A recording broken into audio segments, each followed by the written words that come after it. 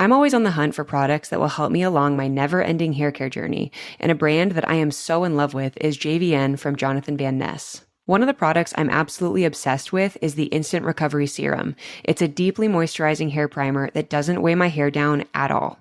It fights frizz and it protects against heat, so it's become such a big player in my routine. If you want to try JVN for yourself, and trust me, you definitely do, head to jvnhair.com and use the code Elyse20 for 20% off your entire JVN collection. Let's talk about mental health. If you feel like you might need support, Hers can help. At forhers.com, you can get access to healthcare providers who are available for your mental health and can prescribe trusted medications if they're right for you. It's 100% online. To get started, go to forhers.com/Elyse. That's forhers.com/ELYSE. Prescription products require an online consultation with a healthcare provider who will determine if a prescription is appropriate. Restrictions apply. See website for full details and important safety information. Lemonada. What was my first kiss? Great question. I would love to tell you. I was lucky enough to share my first kiss with someone that quickly became my best friend and favorite person, but it didn't actually end up happening until I was in the 10th grade. So to fully understand why this was such a big deal, we are going to have to go back to the 6th grade. AJ Leone. He was one of those people that was so hot, but so nerdy all at the same time. And he knew it, but not in a cocky way, just a self-aware kind of way where he definitely knew he held the keys to literally every kingdom, but used them wisely. This was the man I had a crush on for the majority of my life up until this point. But unfortunately, he did not have a crush on me. So we just became best friends. We end up transitioning from a crusher, crushy type situation to a full-blown best friendship. I'm talking movie marathons, epic walks, phone calls about gossip, photo shoots with someone's random digital camera, and a pile of rocks in your neighborhood that you think look really artsy. The whole shebang. This went on for years, and there were moments where I was like, this is all I need. Who needs a boyfriend when you have AJ? As time went on, feelings got a little confusing. I liked him, then he liked me, then we liked each other, but we didn't want to.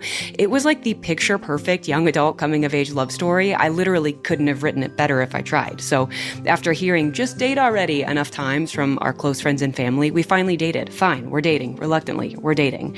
But the weirdest part was, it just wasn't weird. Because nothing changed.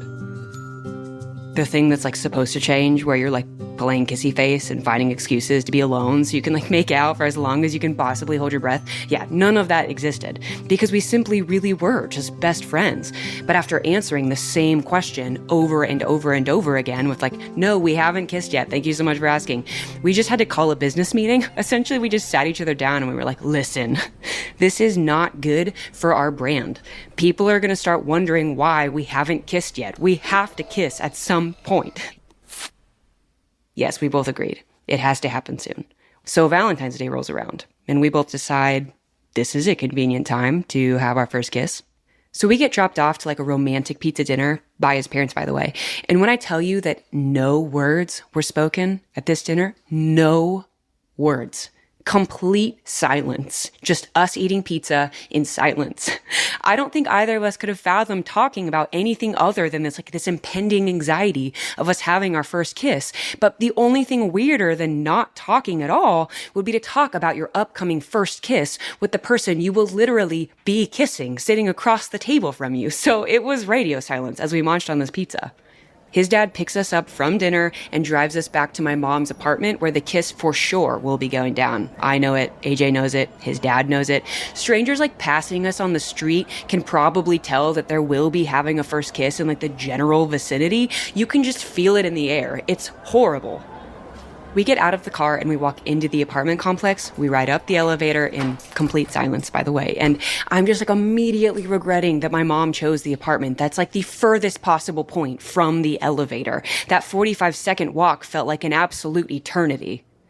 We finally get to the door, and I think I say something out loud to the effect of well, here it is.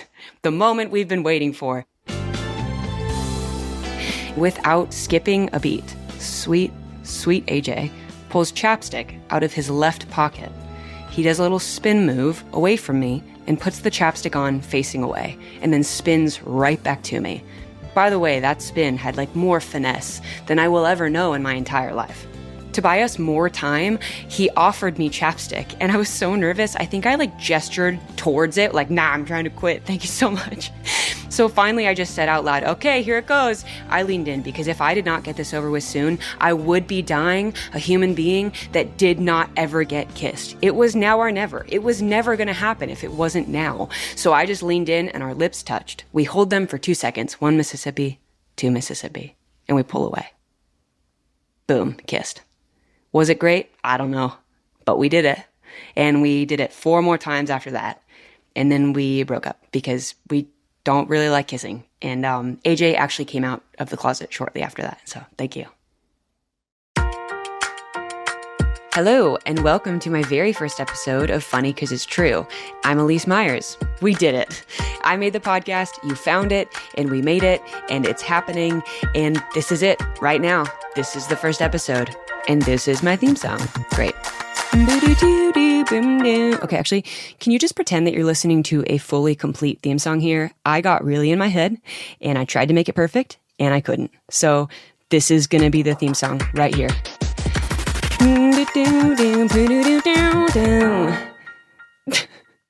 Listen, this has been a journey, and I have been a little nervous and a little scared, but we're here, and I'm so happy about it, and I've already said it, but I'm going to say it again. It's happening. Whether we want it or not, it's happening. Okay, perfect. The process of this whole thing, doing things scared, that's what we're going to talk about. Each week on this show, I'm talking to comedians, pop culture icons, and people I think you just need to hear from about the not so funny moments that have become funny over time. Because I gotta say, when you're sitting across from one of your idols, sweating just huge pit stains in your favorite shirt, replaying the weird way you just asked a question, it is so nice to hear them talk about their own experience meeting their idols for the first time and the pit stains that they had on their favorite shirt. Because those awkward and hard moments that keep us up at night, we all have them. Lance Bass, he has them. Caitlin Bristow, she for sure has them. And we are going to hear them all. We're starting off with none other than Paul Feig. Paul is an author, a TV and movie mogul. He created the hit show Freaks and Geeks, directed episodes of The Office, Parks and Rec. He's the executive producer on episodes of the TV series Welcome to Flatch. And that's not it. You know Bridesmaids, that movie? Yeah, he directed that. His newest film, The School for Good and Evil, is coming out in October, and he's got a new book coming in November called Cocktail Time. Very excited about that. So you could say he's pretty busy. There are 2 things about this interview that are funny because they're true. Number 1, I was in sweatpants. Paul, yeah, he was in a 7-piece suit. Did I know what a 7-piece suit was before I met him? Absolutely not. I Googled it later, but I nodded like I did. Number 2, I completely derailed our conversation from the original outline I had to ask him questions about The Office. It actually turned out way better than anything I originally planned. Perfect. Okay, so with that, let's just get into it. Okay, Paul Feig, hi, how are you? I'm good, Elyse. How are you? It's good to talk to you. I'm good. For those that don't know, Paul Feig is actually the creator and owner of Powder Keg, who produces my podcast. And so, first, Paul, I just actually wanted to say thank you because it's really cool that you took a chance on me. And it's awesome to be here. It's easy to take a chance on you because you're awesome. Thank you. This week, we're kind of chatting about disastrous dates. Yes. And I know you mentioned a little bit about Freaks and Geeks, and I know that history of that show is very closely based on your experience with your life and your childhood. And I would honestly just kind of love to hear your backstory with dating, crushing, like what kind of person were you when you fell in love and had a crush on people? Well, I mean, I fell in love very easily. Did you? Okay. I constantly had crushes, but I was such a chicken, I never talked to the people I had crushes on. Okay, you're my people. Got it. Okay. Yeah, there you go. Yeah, no, totally. So it's all from afar, and of course, whoever's unattainable because of, it's funny, like the idea that people are unattainable back then is so clear to you, but as you get older, you're like, it's always that thing. You always hear people go to their reunion and you find out that, the girl you in love was like, I was in love with you too. It's like, what? Although I do think that's a myth sometimes. And also you realize like they're just people too. When you meet them 10 years later, you're like, oh, you're not as cool as I thought you were. Or like, yes. Oh, you're kind of a jerk. Yeah. Oh, no. Okay, pause. Completely contradictory to what I just said. I actually do not believe my own self here. I for sure would go back to school and be just as terrified of everybody as I was when I was in school with them. This like magical air of confidence would not sweep over me, and I would not suddenly think that they are just normal people the way that they really are. I still would be nervous around them. Okay, keep playing. Well, no, everything I thought was cool about you is actually what makes you somebody I would probably break up with the minute we actually had a relationship. Totally. But I was really into kind of showering people with gifts, you know. Oh, were you? Yeah, I mean, I thought I could buy love, you know, that's a really healthy attitude. Yeah. So I remember when I was in junior high, our class was weird. They would set up two classes on opposite sides of this big room. So we were facing each other, the two classes. And there's this one girl I was just in love with, you know, never had the nerve to talk to her, but told my mom at one point, like, oh, I'm in love with this girl. And she's like, oh, and she pulls out this bracelet. She's like, this was my grandmother's and she gave it to me. You know, and it's a very special, and if you have a girl you love, I want you to give this to her. Oh my gosh. She just assumed it was somebody I knew. Right. Not a stranger that you thought was like cute from afar. Totally. So I wrapped it up in a piece of paper and I left it on her desk before anybody got in. Not even to give it. You just let her find it? Oh, yeah, totally. With like a note. Yeah. I really like you. Blah, blah, blah. And oh my I remember sitting there and she came in late. And so everybody's like there and I'm just staring. My heart's pounding. And she sits down and she looks at this thing. She opens up, looks at it. She looks across at me. I look down immediately. Oh my gosh. And never look up again. And then she never says anything to me about it. Did she keep the bracelet? Of course she did. I never saw the bracelet again. No, you are joking me right now. You did not give a family. Oh, okay, it makes sense though because your mom sounds like she was a gift giver. So then she passed it to you and there she was like, be a gift giver. That's like what you did every time you liked someone. Were you like, I'm just going to find your favorite thing, buy it for you and hope that you like me? Yeah, total. Oh God, I did. The dumbest. I still cringe when I think about this. I think I was a freshman in high school, and my lab partner in science class was this girl, and I was in love with, different girl. Sure. And she, at the time, there was an Olivia Newton-John song called "I Honestly Love You," and that was we were talking because we were actually kind of friendly, and so she was like, "Oh, I love that song; it's my favorite song." I wanted to buy the single. This is back when you bought singles, yes. And she was like, "Oh, I can't afford it." Blah, blah, blah. So I'm like, "I'm in." Ding. Yep. So I go and I buy this single for her. And so I show up the next day and I'm like, oh, hey, I got this for you. And she's like, oh my God. And she's so happy. She kisses me on the cheek, which if you're like you and I who fall in love so easily, that's like literally like, we're married. They just proposed marriage. Yeah, exactly. Yeah. I think that we are one now. Oh, no, I'm telling you. So I play completely cool. I'm like, hey. But then I go home and that night I'm like, I can't just let this go. I write a note to her saying, hey, I just want to say thanks for the kiss. It really meant everything to, oh my God.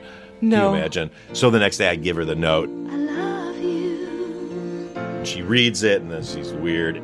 I honestly love you. And then she's never not weird with me for the rest of the time that we're in school. So it was just a thank you kiss. It wasn't like, I like you. Okay. Oh yeah. It was just, I'm so excited. Yeah. Like a brotherly, sisterly kiss on the cheek. Yeah. Would you consider that your first kiss? Yeah, I would actually. I would. Right on my cheek. My heart.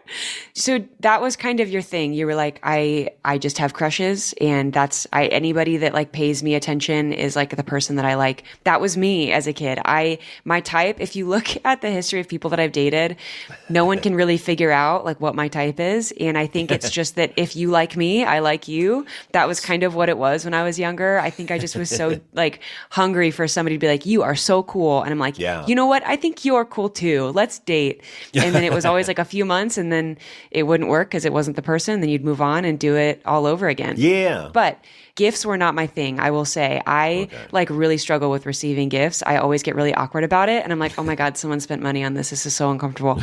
And so it's really interesting. We are very different in that way. Sadly, I had the shallow boy thing of like, oh, I like her because she's got blonde hair, she's got this, she got whatever. But the minute you did find out that somebody had a crush on you, all that went out the window, and it didn't matter what they looked like. It's like, what, that person likes me? No, this person likes me. Yeah, standards are high until it gets down to it, and you're like, oh wait, actually, I'm just gonna want someone that wants me. Oh no, totally. And am I right in remembering that this is what the first episode of Freaks and Geeks is based off of? Correct? No, that was based on when I was a freshman. I was in love with the head cheerleader, of course, as you will Oh be. my gosh. Yeah, but again, from afar. I never even talked to her. I just liked that she was so. I thought she was so pretty. Right. And so finally, the day of the homecoming, I'm like, I should ask her to the homecoming dance. Oh no. Like, clearly she's got a day. So I worked up the nerve to go up and ask her, and she's like, "Oh, that's so sweet." But Bill asked me like a month ago.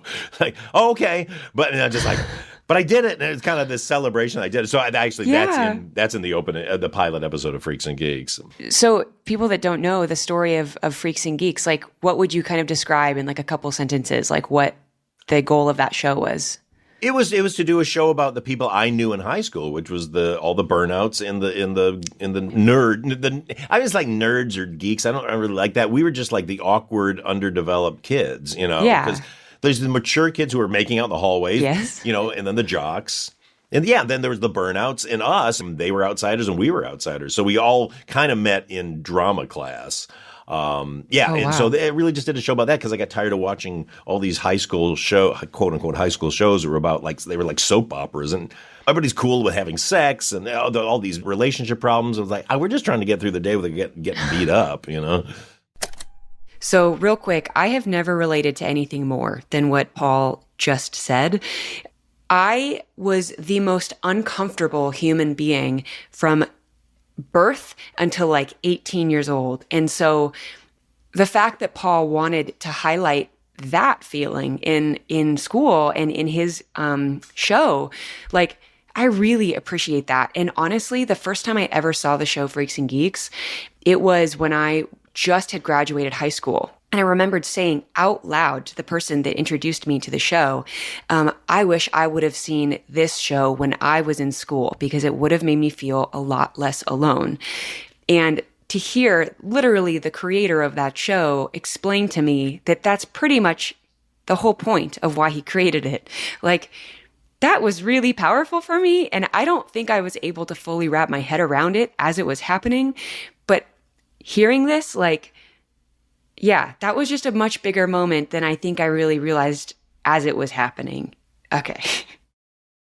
How much of that show was actually your story? Like, did you, it was a lot of the episodes just like your experience? Well, the show was set up as it basically is a story of Sam and Lindsay, who were brother and sister. I was an only child. So Sam's stories all really kind of mirrored my experience, but I always wished I had an older sister. That was like my dream. Yeah, I just was like, if I had a cool older sister, that would be the greatest. So when I created the show, I invented an older sister for myself. So you got to live the life you wanted to as a kid through that. Yeah, totally. Oh, no, totally. That's really interesting. Yeah, and then I based, what happened was I set it up, kind of based on how I grew up and all the people I knew. But then when we brought writers on, we did this 2-week little, session before we actually started writing where I wrote up a big questionnaire of like, what's the craziest thing that happened to you in high school? Who did you love? Who did you hate? And everybody filled it out. We spent 2 weeks just telling stories, embarrassing stories. And that's where we culled all the stories for the first season from. Wow. And how many writers wrote on that show? We had a lot. We had 10. I think we had 10 or even a couple more in the writer's room. Yeah. Do you find I've always been curious to know kind of what goes on in a writer's room, but from your experience being on that show, what was that like? How much input does everybody actually have at once? Hold on. Before the Paul Feig answers this question, I completely intentionally derailed this whole conversation from talking about disastrous dates to hearing his experience as a writer on his show, because why the hell not? I love writing. I love the idea of being in a writer's room, which also it scares me deeply. And if you asked me to be in one, I'd probably say no 3 times before I said yes. But was it the right question to ask? Yeah, absolutely. It's my podcast. So, okay, perfect. What was that like? How much input does everybody actually have at once? I had a hard time with it. I mean, I loved everybody and it was cool, but I was, when we first started the show, I said to Judd Apatow, who was my friend and who, produced it with me, I was like, let's just write them all. We don't need a writing staff. And he's like, he loves Right. writing staff. So he's like, we got to get people in there for ideas. And I was like, okay. So, but I was never good at, there's a thing that happens in writers' rooms where basically they put the script up and then you put it up on the screen and then the head writer kind of goes through and go, let's top this joke, and they kind of go through and you write as a group and then people pitch ideas and pitch jokes and all that. I can never do that because I'm so kind of in my own head when I write. So I would kind of be writing and then I'd run in whatever episode I was writing and then I'd run in like to them and go like, I'm stuck on this. And they'd pitch a bunch of ideas. And I'm like, oh, okay. And then I'd like run away. Okay, this is it right here. Paul would need a couple quick ideas, get them from all of the very talented people. He would receive those ideas and he'd be like, great, now literally shut up and don't talk to me. That is me. The idea that Paul had the right people around him and respected his process as well, where he could come in, get their input, and he could then walk out and do what he does alone and have it be that back and forth. Like, that was really inspiring to me because that showed me that there was another way to do it. It doesn't have to just be in front of people 24/7 all the time. It can be both. It can be together and it can be separate. Okay, now we're pausing for a break. And then I'm going to ask Paul about another show that I love, The Office.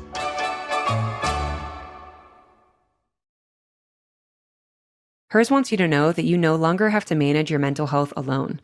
Hers offers access to mental health care that can support you in your day-to-day. At forhers.com, you can get access to healthcare providers who are available for your mental health and can prescribe trusted medications if they're right for you. And it's 100% online. If prescribed, you can get your first month of treatment for only $25 and afterwards for $85 a month, or $49 a month with a 3-month subscription. To get started, go to forhers.com/Elyse. That's forhers.com/ELYSE. Look, I know that getting access to the proper mental health care can sometimes be a source of stress in and of itself. That's why Hers makes it simple. Get started today at forhers.com/Elyse. That's forhers.com/ELYSE. Offer only available if prescribed. Prescription products require an online consultation with a healthcare provider who will determine if a prescription is appropriate. Subscription required. Additional restrictions apply. See website for full details and important safety information. I'm the kind of person who likes to simplify decisions, especially when it comes to my everyday choices. I like to wear the general same outfit, comfy plain tee, comfy pants, and I do like to have the same snack, cashews and chocolate chips, if you didn't know that already. That's why AG1 from Athletic Greens just makes sense. It also simplifies things. It's a simple scoop in a glass of water every morning. It doesn't ask you to choose between a probiotic to help your gut or a multivitamin to help your energy. It does it all at once every day. With just one scoop of AG1, you're absorbing 75 high-quality vitamins, minerals, superfoods, probiotics, and adaptogens to help you start your day right. This isn't a meal replacement or a vegetable replacement. It's just a super simple way to get all of the above goodies, which help with gut health, immune system health, and nervous system health. I have friends that love it for the prolonged energy that they get throughout the day. To make it easy, Athletic Greens is going to give you a free 1-year supply of immune-supporting vitamin D and 5 free travel packs with your first purchase. All you have to do is visit athleticgreens.com/Elyse. Again, that's athleticgreens.com/ELYSE to take ownership over your health and pick up the ultimate daily nutritional insurance. As an Office fan, I really need to know, what did your experience in the writer's room look like with The Office compared to Freaks and Geeks? Well, The Office was, I had started. You just produced. No, I was a director on it, and I directed, over the course of the series, like 19 episodes. Yeah. But I was always, I knew all the writers, and I was friendly with them. Because I had done Freaks and Geeks, I had a little more cred in a writer's room, but I still wasn't part of the writers. But then at like the 5th season, I directed so many episodes, they said, do you want to come on as a co-executive producer? I said, I'll do it if I can also be in the writer's room officially. And so they said, sure. So, but what was interesting is, I came in, I was my late 30s then. And it was Right. pretty young, 20-something, Mindy Kaling and, Yeah. Lee and Gene and all these amazing people who've gone on to such great stuff. Mike Schur. Oh, yeah. We're all in there. So they were kind of late 20s, early 30s. So I was kind of the old guy going in a little bit. Interesting. And Yeah, but I kind of you go in. It's so funny. This is why I always lecture to comedy people. Like, you've got to like stay current. If you start going like, don't tell me what's funny, I know it's funny, you are dead. Totally. And so I get in this room, and I remember the one point they were pitching. They had some joke like, can we top this? And everybody's pitching the jokes, and I'm sitting there like the canary, because you have certain joke areas you go like, this is I kill every time. Yes. So I'm sitting there like, I got the joke. I'm going to destroy this. I'm going to destroy this room full of young writers who think they know what they're doing. Comes around to me, I pitch this joke. They stare at me, and I go, oh my God, I just pitched a dad joke. And do you remember the joke? No, I purged it out of my head. I feel like I never want to remember that. No, it just like, and you're like, oh no. But it was the greatest lesson I ever had to keep my career moving forward, is like, because then somebody else pitched a joke that was not that dissimilar from mine, but the way they worded it and the attitude of it was a much, I hate to say it, younger way to do it. It's a much more contemporary way to do it versus like a dad take on something. I feel like so much of writing is in the comedy space or in general is just kind of swallowing your pride. Like, yeah, I've walked into so many situations where I've literally just said like, die, Elyse, die. Like, because I can't. Okay, that sounds so dramatic. Die, Elyse, die just basically means like, don't let my pride matter more than making something beautiful or funny. It's just so interesting, like, to hear you go into the office after being so successful on Freaks and Geeks, to go into the office writers' rooms and just those meetings and feel like you're just going to crush it, and then you don't. Like, that's wild to me, because I would think that as a successful writer, you could walk into any room and be like, I'm going to own this, and it's going to be great. Yeah, what I could have done, and what I've seen older writers do, is, no, it's funny. Like they don't they just think everybody else doesn't get it. It's just wild to me how people are so turned off to feedback. No, everybody creative is defensive in their own way, and some are just like, don't tell me. And others are like, I think you and I are much more in the vein of like, we just wilt, and all my confidence goes out the door because like, oh my God, I'm so sorry. Perfect. I'm horrible at this. I'll never do it again. Yeah, Thank exactly. you. I'm out. Heard that, sister.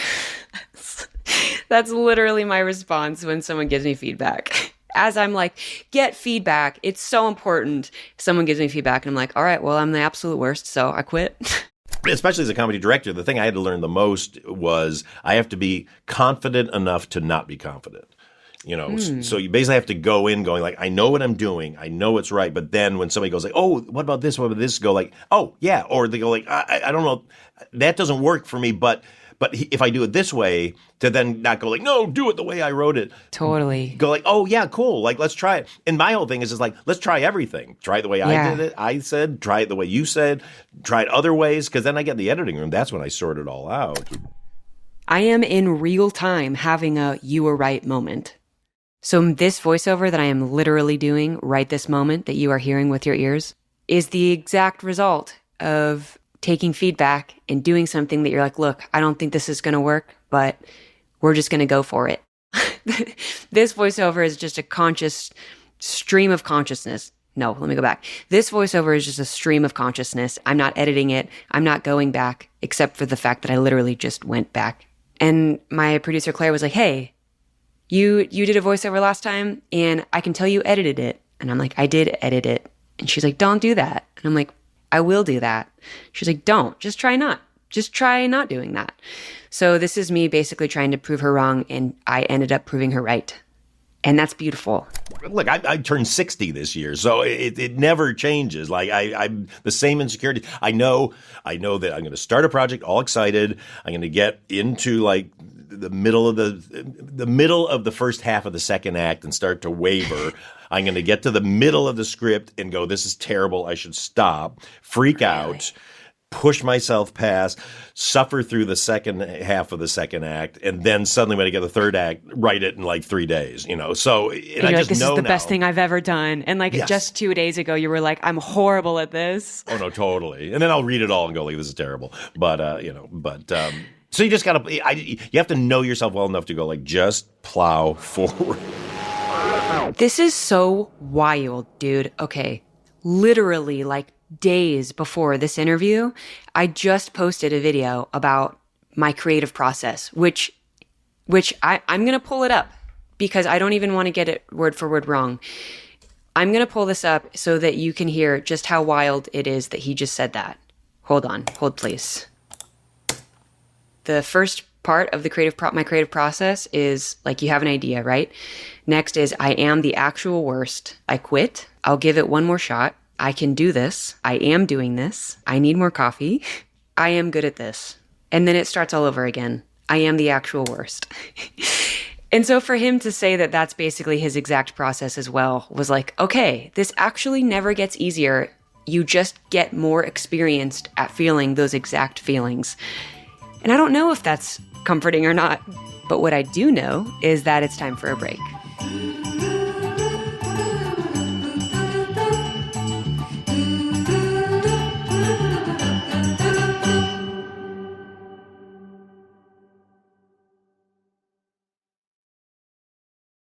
ButcherBox takes all the guesswork out of finding high-quality meat and seafood that you can trust. They offer 100% grass-fed beef, free-range organic chicken, crate-free pork, and wild-caught seafood delivered right to your door. With ButcherBox, everything is humanely raised with no antibiotics or added hormones. Also, ButcherBox has been super convenient. I am really excited at the idea of not having to scour a bunch of labels and then wait in line and lug a bunch of heavy bags home from the grocery store. Also, props to ButcherBox for having truly the most unique promotional offer I have ever heard in my life. Are you ready?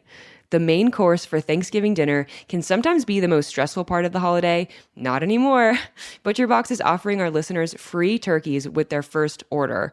Sign up today at butcherbox.com/ELYSE and use code Elyse to get one 10 to 14 pound turkey free in your first box. That's butcherbox.com/ELYSE and use code Elyse to claim this deal. Did I ever think that my first name would be used as a code for a free turkey? Absolutely not, but I love it.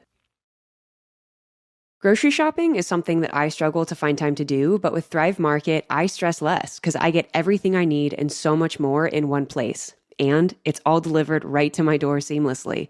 Just browsing their website and app, you will quickly notice the quality of items along with great bonus offers and discounts. Thrive Market has everything from pantry essentials to frozen meals, non-toxic cleaning and beauty products, and even items for your pet.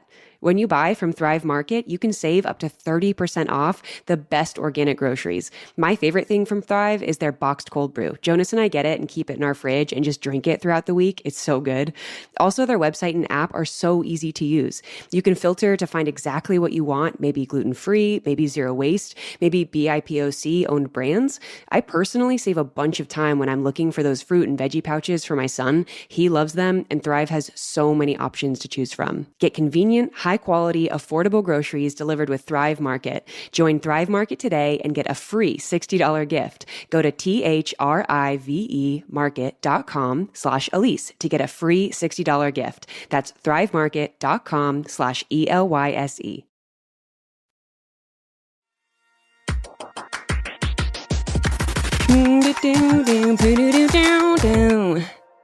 Is there any other date that you wanted to talk about?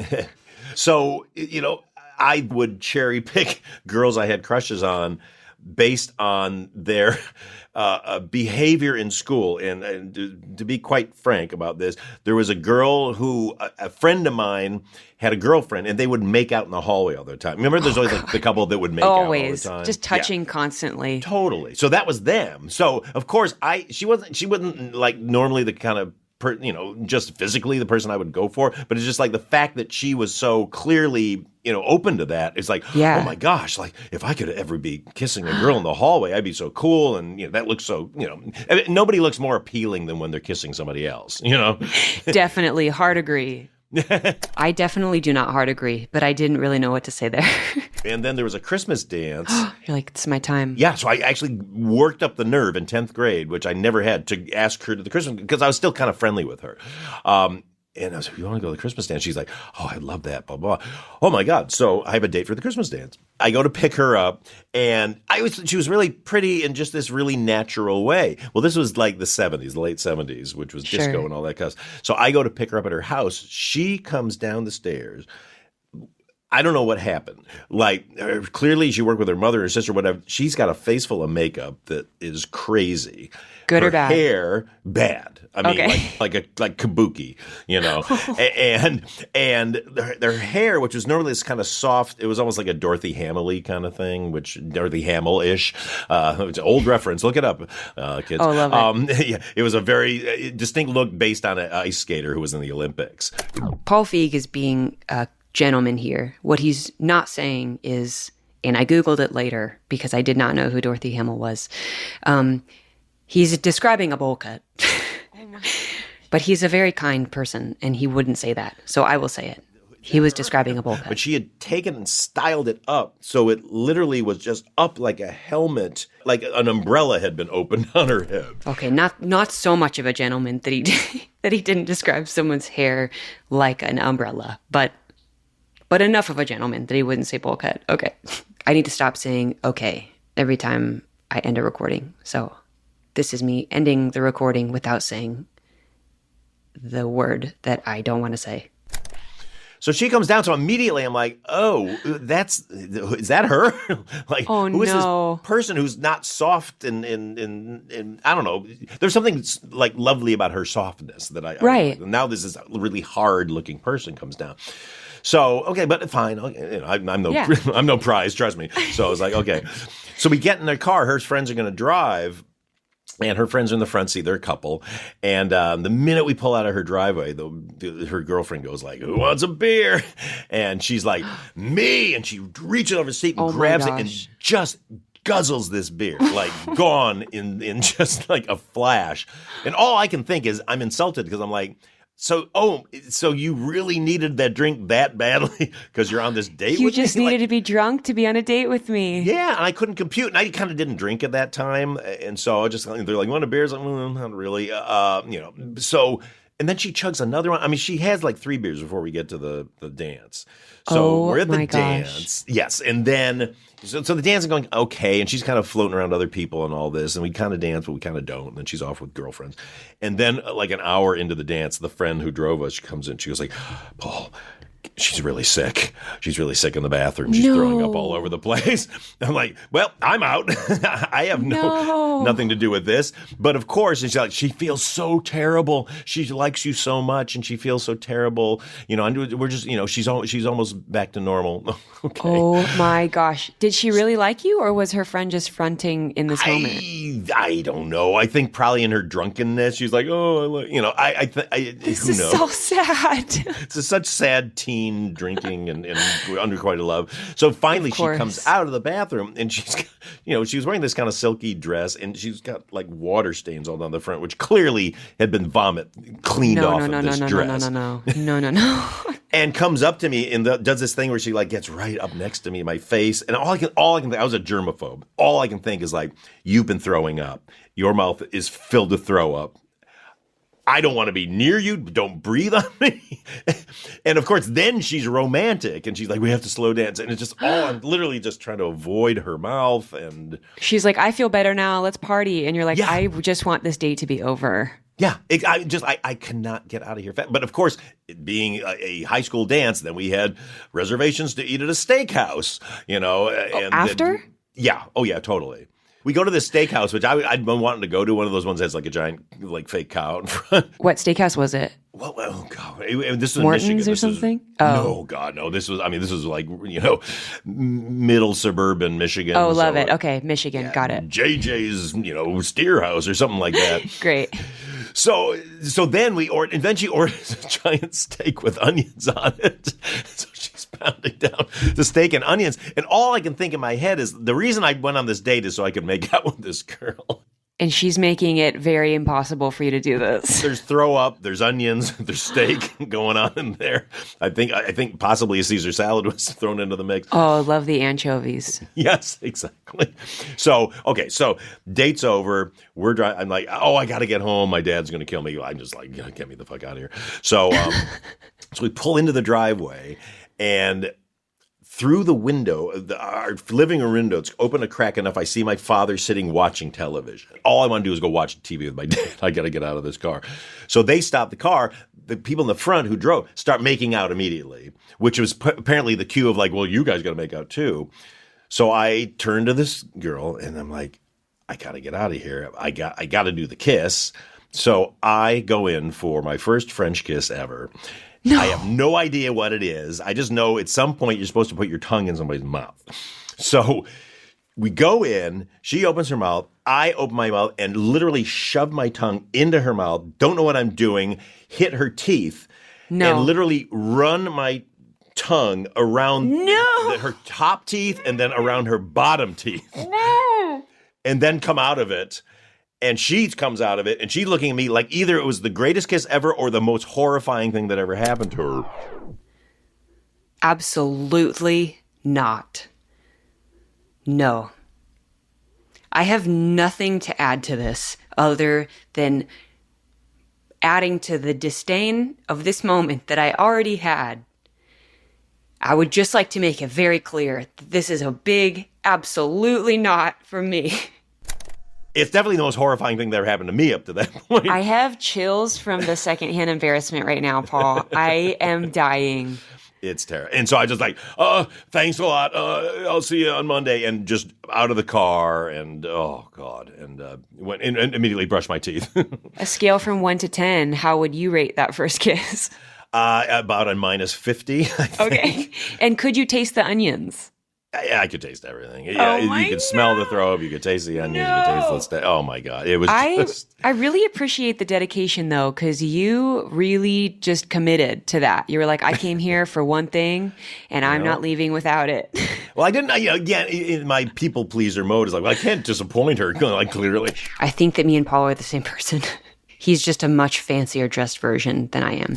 She kind of, I could tell she felt bad, and so that was kind of her way to make up for I don't know. It was just everybody's intentions were right, or maybe not. I don't know, but it all was just went horribly wrong. So you went from kissing on the cheek to just that. There was nothing. That was just straight in. Oh yeah, literally. There was nothing. It was 0 to 60. Oh. This was 4 years, at least 4 years between I guess, it was like 3 years. I actually think that I'd honestly love you kiss on the cheek was 8th grade. So I'm going to give myself 2 years on that.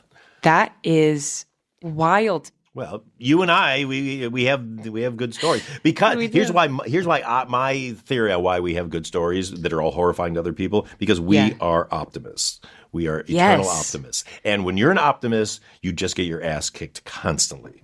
Because Absolutely. You go like, today's going to be great. I know every other day was terrible. Today's the day it's going to be great. And you go into these situations with too much expectation, but I never want to change. I do it to this day, and I will never stop doing it. Oh my gosh, yeah. I'm a people pleaser and an optimist, and those two are a horrifying combination when you have anxiety. Well, thank you so much, Paul. It's been such an honor to talk to you and chat with you and hear your life stories. And thank you so much for being here. Thank you, Elyse. You're the best. Bye. That was the interview. I am a people pleaser.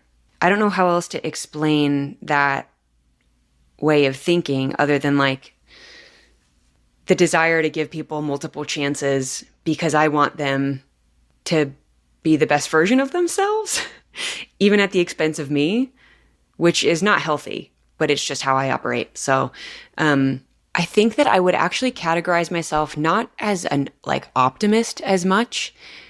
I have a lot of belief in people.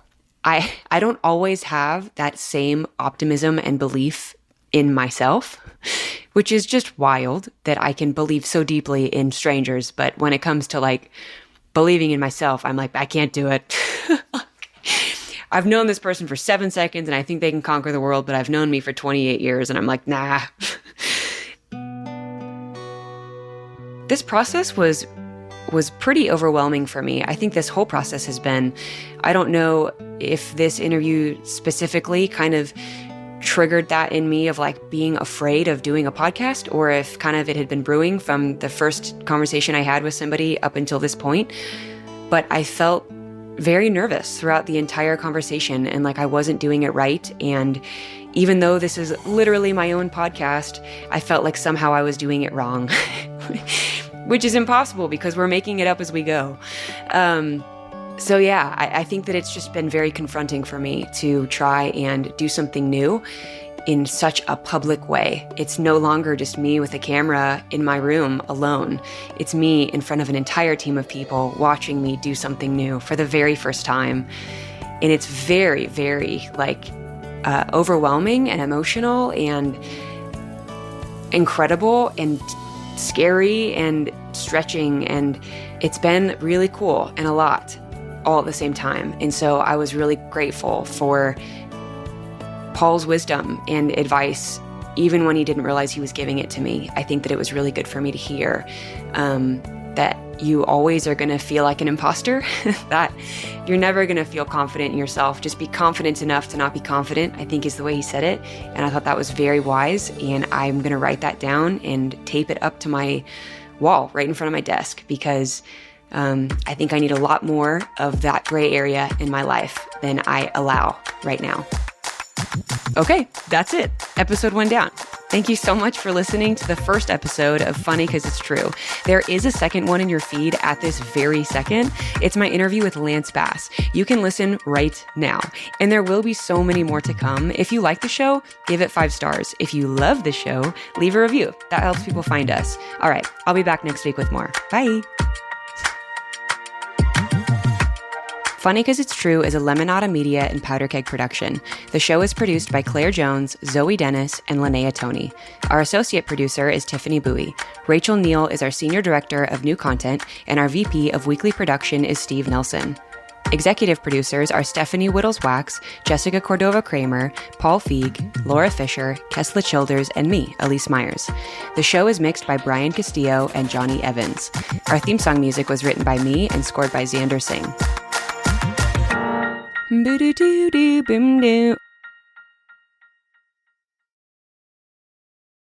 Hey, Lemonada listeners, we want to hear from you. You know we love our sponsors for a ton of reasons, but one of the main ones is that they help us keep the lights on. And there's a really easy way that you can help us draw new advertisers and hear ads for things you're most interested in. Filling out our quick anonymous survey at lemonadamedia.com/survey. By just answering a few questions, you can help us find new brands to connect with and also share feedback about show content you'd like to see across the network. And to sweeten the deal, once you've completed the survey, you can enter for a chance to win a $100 Visa gift card. I promise the survey is short and sweet and will help us play ads you don't want to skip and also keep bringing you content you love. Just go to lemonadamedia.com/survey.